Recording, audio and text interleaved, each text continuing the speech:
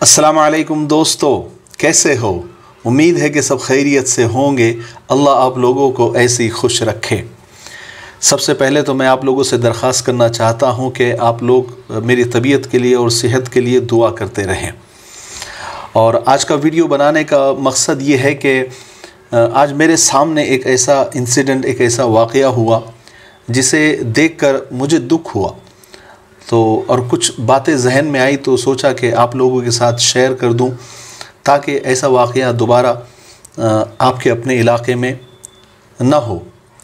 वाक़या ऐसा हुआ कि मैं अपनी गाड़ी पर यानी टू व्हीलर पर ऐसी किसी काम से जा रहा था तो एक नुक्कड़ पर एक नौजवान से गलती हुई या फिर उस बुज़ुर्ग यानी एक थोड़ा अधेड़ उम्र के जैसा आदमी था, उससे कुछ गलती हुई, थोड़ा सा जैसे कट लग गया, बहुत मामूली सा गाड़ी पर, उस नौजवान की गाड़ी पर खराश आया। लेकिन उस नौजवान की गाड़ी पर खराश क्या आया, ऐसा लगा उसके सीने पर खराश आ गया, उसके दिल पर खराश आ गया और वो इतना तैश में आ गया, इतना गुस्से में आ गया। और सामने वाला जो अधेड़ उम्र का आदमी था वो उसको समझ गया कि अभी मेरी खैर नहीं है, क्योंकि उसकी आंखें लाल हो गई थी, यानी वो उसको ऐसा लगा कि मैं मार खाने वाला हूँ।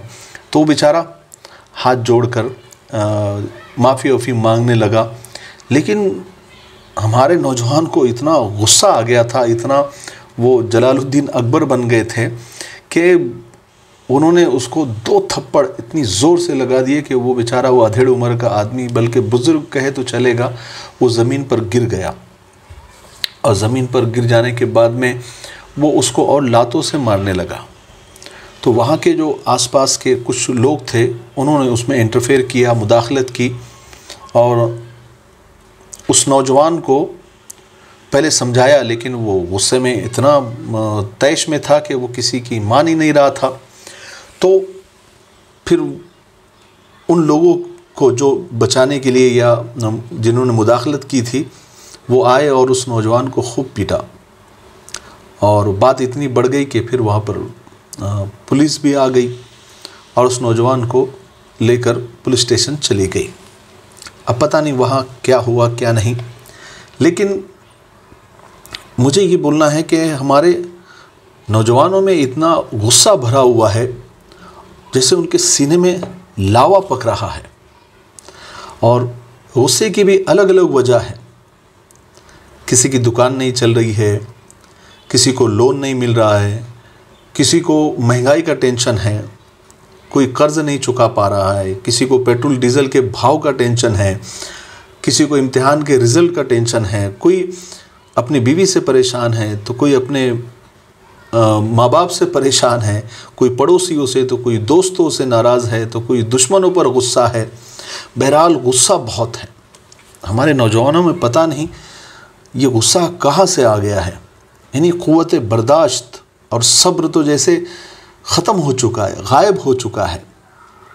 और जहाँ मौका मिलता है फिर वो जगह मुनासिब हो न हो, हमारे नौजवान अंजाम की परवाह किए बग़ैर गुस्से में आ जाते हैं और वो सब कुछ कर देते हैं जो उन्हें कभी नहीं करना चाहिए। फिर बाद में उन्हें पछतावा भी होता है। अगर सीने में दिल है तो पछतावा भी होता है, और अगर सीने में दिल नहीं है या दीनदारी नहीं है, ईमानदारी नहीं, तो पछतावा भी नहीं होता। लेकिन अक्सर लोगों को पछतावा हो जाता है। तो जो लोग अपने गुस्से पर काबू नहीं पाते हैं, आप देखिए ना, हमारे नौजवान मतलब गाड़ी से अगर कोई कट मार दे या थोड़ा सा कहीं खराश लग जाए, थोड़ा सा डेंट कहीं लग जाए, तो इतना बड़ा झगड़ा हो जाता है कि ऐसा लगता है कि किसी का मर्डर हो गया, किसी का कत्ल हो गया। इतनी भीड़ वहाँ लग जाती है, जाकर देखे तो मालूम पड़ता है कि वो बात ज़रा सी थी। तो आजकल ज़रा सी बात भी इतनी बड़ी हो गई है कि यानी ऐसा लगता है कि बस अगर आप सीधे चल रहे तो ठीक है, लेकिन जहाँ अगर आपने किसी को घूर के भी देख लिया या तिरछी नज़रों से भी देख लिया या उसकी गाड़ी को थोड़ा सा भी आपने यानी नज़दीक से भी लेकर गए तो आप उसके गुस्से का शिकार हो सकते हैं। और हमारे यहाँ तो ये यानी आए दिन के वाक़यात हैं। शायद आप लोगों के भी इलाक़ों में इस तरह का होगा कि गुस्सा बहुत बढ़ गया है। पता नहीं लोगों में, यानी लोग ज़िंदगी से, अपनी ज़िंदगी से नाराज़ हो गए हैं, या पूरी दुनिया पर वो गुस्से में हैं, या हुकूमत पर गुस्से में हैं, या लोगों पर गुस्से में हैं, या अपने आप पर वो गुस्सा है। इतने डिप्रेस हो गए हैं लोग कि यानी जो इतना शरीफ भी लगता है चेहरे से, लेकिन अगर उसके आप गलती में आ जाओ तो वो बिल्कुल ऐसे बाहर निकल जाता है, केशली से बाहर निकल जाता है। और फिर शरीफ से शरीफ आदमी भी ये कहता है कि तुमने मुझे अभी तक पहचाना नहीं है, मैं कौन हूँ अभी तक तुमने पहचाना नहीं है, तुम मेरी असलियत से वाकिफ़ नहीं हो।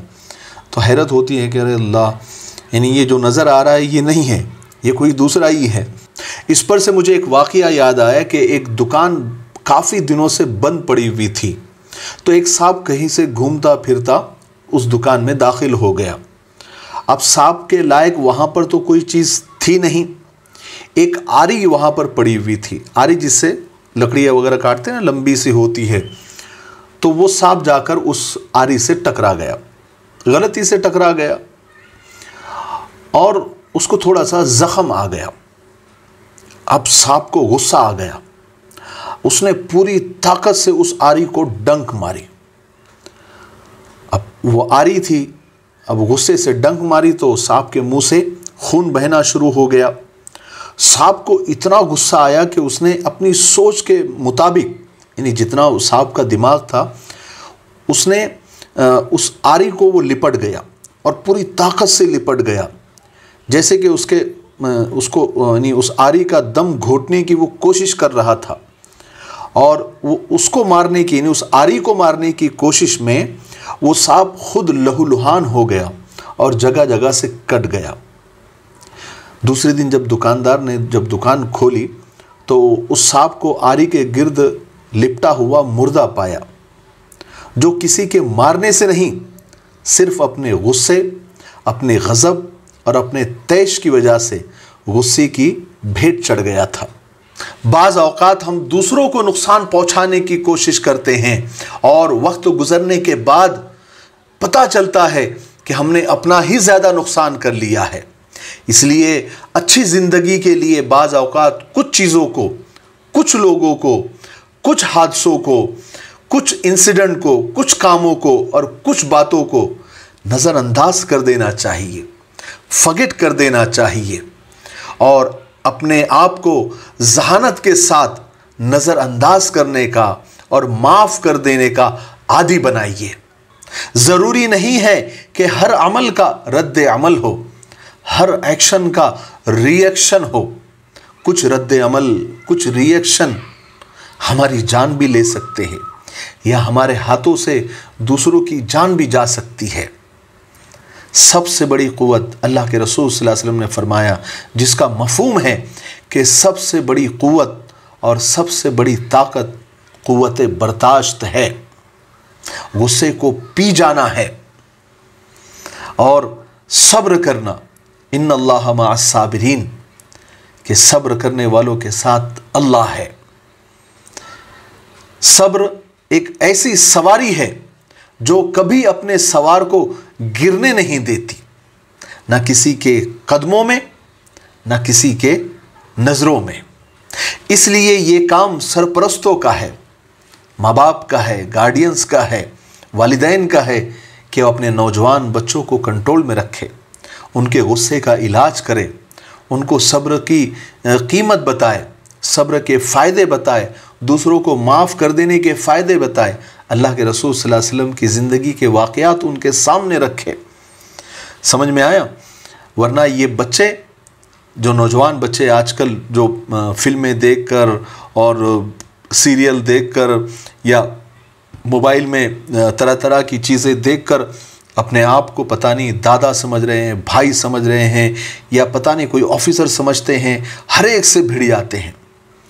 और हर एक ऐसे दुबले पतले नौजवान के साथ भी एक 8-10 भाइयों का सपोर्ट होता है, और वो भाई भी इनके जैसे ही खाली फजूल बैठे हुए होते हैं, बस इनके एक फ़ोन पर लड़ने झगड़ने के लिए आ जाते हैं। तो मुझे उन नौजवानों, चलो वो तो नौजवान हैं, बहके हुए हैं, उनके माँ बाप क्या कर रहे हैं, वो तो समझदार है, उन्होंने तो ज़िंदगी कई धूप छाव देखे हैं, वो क्यों नहीं कंट्रोल करते हैं। तो हर माँ बाप का काम यह है कि अपने नौजवानों के गुस्से को कंट्रोल करें, कंट्रोल में लाए, वरना ये नौजवान आज नहीं तो कल अल्लाह ना करे कोई ऐसी मुसीबत लेकर आ जाएंगे जो उसके लिए भी, आपके लिए भी और पूरे ख़ानदान के लिए भी, बल्कि पूरी कौम के लिए बदनामी का ज़रिया बनेगी।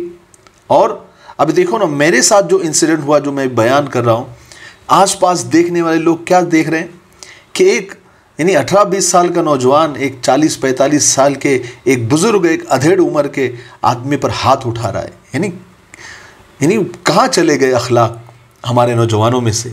इस पर ध्यान देने की ज़रूरत है।